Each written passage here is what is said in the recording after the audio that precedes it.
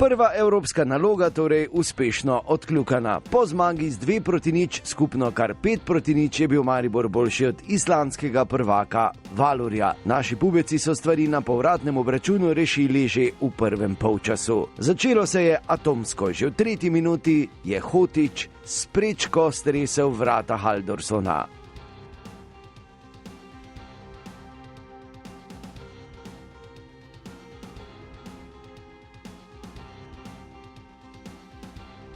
No, v 11. minuti pa prvo veliko veselje in prvi domači zadetek na uradni tekmi za Maribor za Roka Kronavetra. Krasno akcijo je pripravil Hotić, zaključil pa Rok.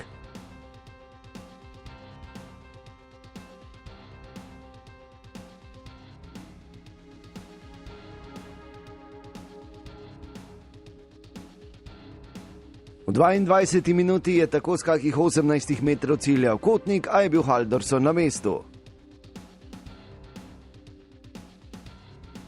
V 32. minuti pa že 2-0. Krasna akcija, kotnik je podal do Tavaresa, ki je znova dvignil Ljudski vrt na noge s krasnim preigravanjem in fenomenalnim zaključkom in že svojim 15. zadetkom v kvalifikacijah za Ligo prvakov. Super smo dobro igrali, smo imeli lepa akcija na desni stran in Krone zabil lepi gol, potem 2-0 za nas, potem je bilo lažje.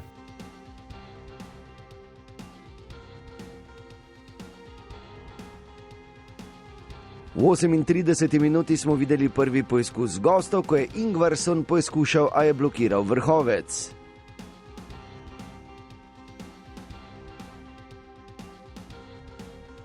V 40. minuti pa situacija, ki jo res redko vidimo. Najprej je po padcu Adolfsona ob Villerju sodnik Pinheiro pokazal na najstrožjo kazen za Valur, nato pa po posvetu s stranskim sodnikom Adolfsonu podelil rumeni karton in žogo Mariborčanom. 2-0 je bil torej izid prvega polčasa. V drugem polčasu smo že v 48. minuti videli priložnost za 3-0, ko je Kronaveter lepo zaposlil Vrhovca, ki pa je v dvoboju 1-1 izgubil s Haldorsonom. V 65. minuti lep strel Požega Vancaša po tleh, vendar je bil Haldorson z dobrim posredovanjem na mestu. Še ena lepa priložnost za Maribor je bila v 69. minuti, ko je tako poizkušal Hotić, a bil za centimetre nenatančen.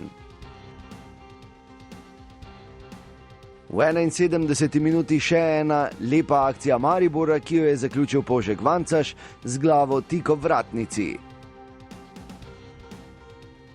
Do konca pa so naši pubeci obvladovali situacijo na igrišču in torej skupnim izidom 5-0 odpravili Valur.